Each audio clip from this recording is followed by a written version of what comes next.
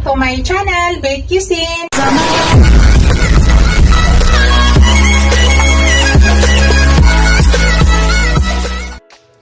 Hello guys, umpisa na natin guys. Ayan, nag-init na po ako ng fan.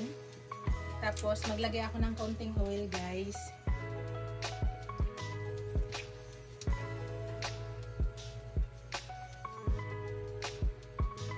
Ayan, lagay tayo ng konting oil.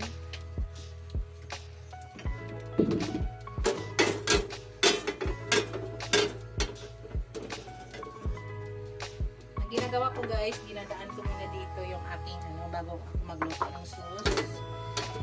Yung idea nito guys, or ang purpose pala nito kung bakit ko dinadaan dito ay para po hindi po madurog ang ating shrimp at saka isa pa ayaw ko na pangalansa.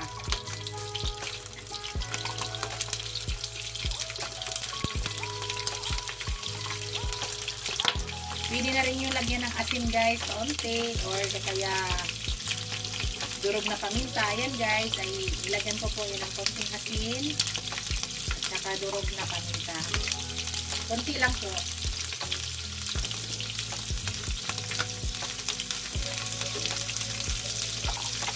Tapos after nito, i-set aside muna natin.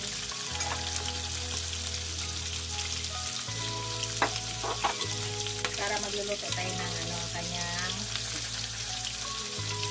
sauce niya. O gagawin natin ng garlic butter shrimp.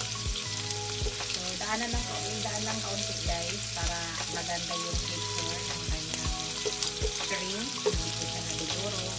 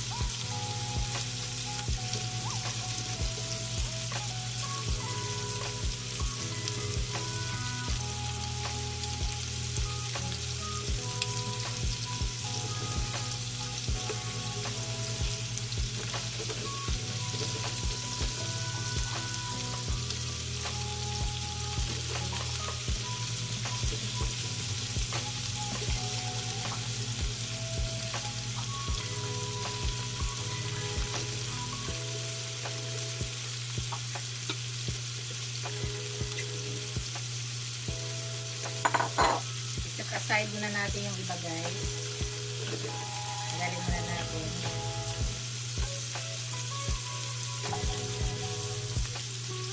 Lagyan na yun ng konting asin guys. Konting asin at saka brown black pepper. Nakakatulong yan guys para hindi malansa yung ating shrimp. Hindi po natin dinidiretso pagluto na garlic butter shrimp. So, gusto ko pag mailagay na siya malagyan na siya ng sauce ng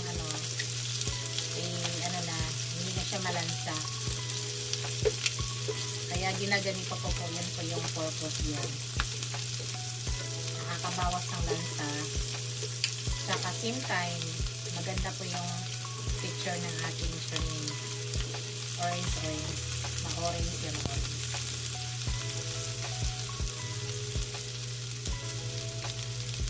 Tutunahan ko lang yung apoy. Tapos after nito guys, lulutuin ko na po yung aking bawang at mag-set aside din ako ng bawang para mamaya.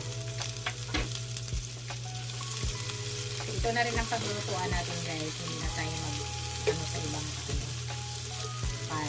Same pan pa rin ang paglutuan natin. So yan, tanggalin ko na yan.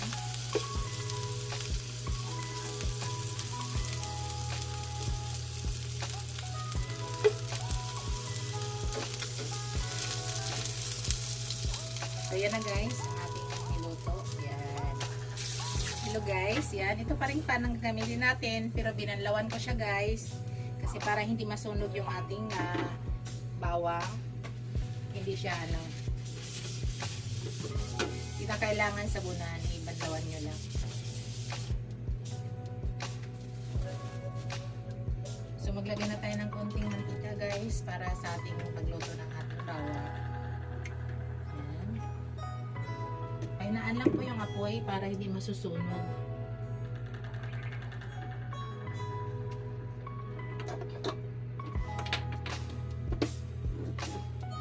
Marami to. 2 buong bawang to guys.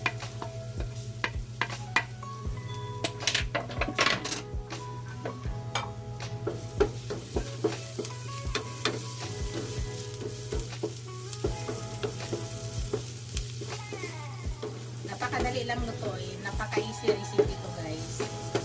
Sa hindi marunong magluto, titingnan lang to. Saglit na saglit lang guys. Yan po yung technique ko. Yan po yung technique ko para hindi malansa yung shrimp. Dinadaan ko muna sa fried.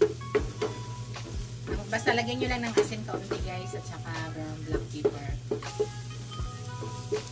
Ito niluto ko siya kasi magtanggal ako para itatapos ko mamaya. Ganito lang ipagayat namin ng bawang guys. Medyo malaki. Kasi masarap pag nakakain mo siya. Hindi durog na durog. So ganyan lang po ang pagkagayat ko. Para hindi masyado durog.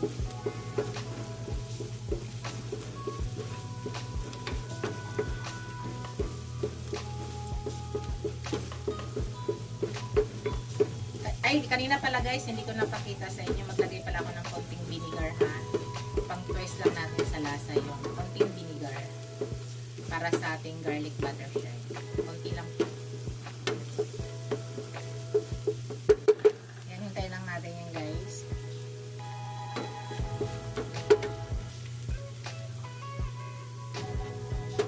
Hello guys.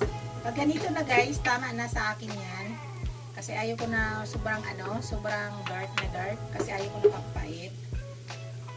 So, bawas lang ako ng konti guys. Yan. Isit aside ko lang to guys. So, ngayon guys, maglagay na po ako ng butter.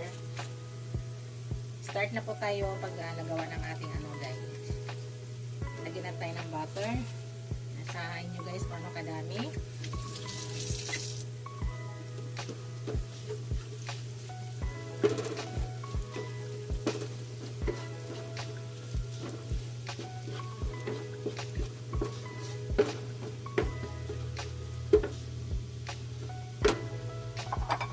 Diyan guys, naglalagay na ako ng konting ketchup. Nag-yellow ketchup po guys. Nakarif kasi ito. Yan, konti lang guys. Tapos maglalagay ako ng konting hot sauce. Nasa inyo guys ha, kasi kami gusto namin maanghang. Spicy powder. Nasa inyo guys. Kung ayaw nyo, bawas po kayo ng manghang. Ito pagkain lang namin.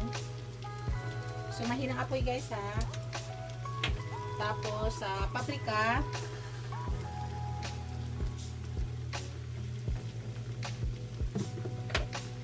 Tapos, oyster sauce. Ayan. Tapos, maglagay tayo ng konting vinegar guys. Konting vinegar. Ayan. So, pahinaan lang po ang apoy.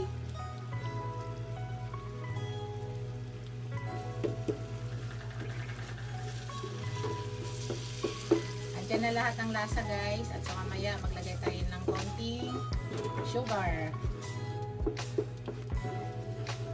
Shout out pala sa aking mga channel members. Sa aking mga subscribers, viewers, silent viewers, maraming salamat guys sa walang sawang suporta sa aking channel. Thank you guys. So, hintayin lang natin yan guys. So, maglagay na ako ng ground black pepper.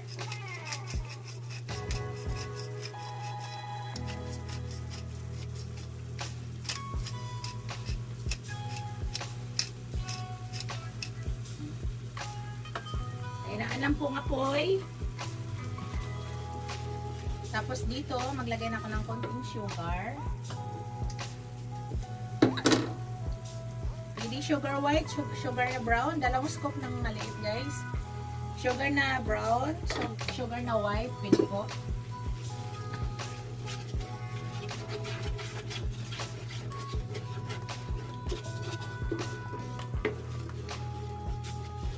So, kailangan mo na maluto yung ating sauce bago po natin ilagay yung ating shrimp.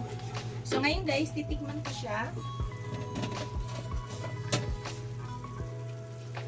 Tikman natin guys. Saglit na saglit lang ang pagluto nito guys. Napakasimpleng recipe.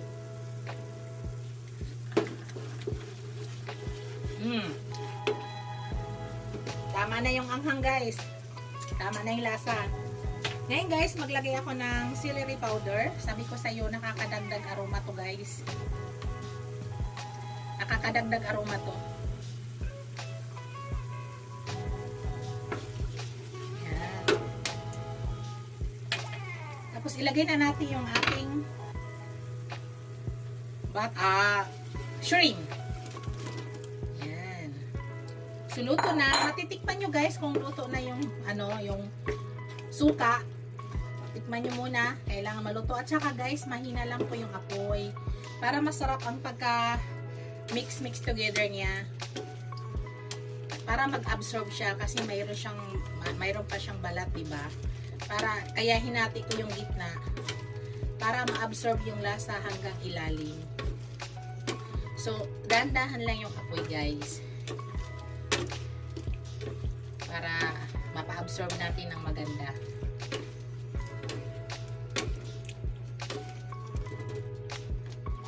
Yan, hayaan lang natin nga nakaganyan guys hanggang ma-absorb niya yung sauce mapunta dun sa ating shrimp. Yan, nag-adjust na ako ng apoy, pinilakasan ko na ng kaunting-kaunti kasi kanina mahina lang talaga yun para hindi po masusunog.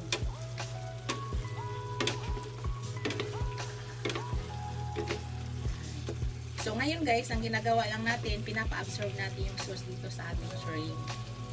Parang lalong masarap. Diba ang ganda guys? Orange na orange. Dahil po, i-fried muna natin yung ating shrimp. Orange na orange siya. So, hintayin lang natin. Mga 2 minutes guys, luto na po yan. 2 to 3 minutes. Hello guys, nakita niyo yung guys. Pag ganyan na yung tsura niya guys, ibig sabihin okay na yan guys. So patayin na natin yung apoy guys. At ipakita ko sa inyo guys yung aking finished product. Patayin na po natin. Pakita ko sa inyo guys yung aking finished product. Hello guys, yan. Ilalagay na natin yung ating garlic na naiwan kanina. Tingnan yung sauce guys. Yan ang gusto ko sa sauce guys. Napakasarap. Ito yung gusto kong garlic guys ha. Hindi po sunog. At luto po yan ha. Kaya ginagawa ko, nilalakihan ko para masarap. Yan na yung ating finished product guys. Yan na po ang ating garlic butter shrimps. Wow, spicy yan guys ha. Thank you for watching guys. Don't forget to like, comment, share, and subscribe to my channel. See you in my next video guys. God bless us all. Bye!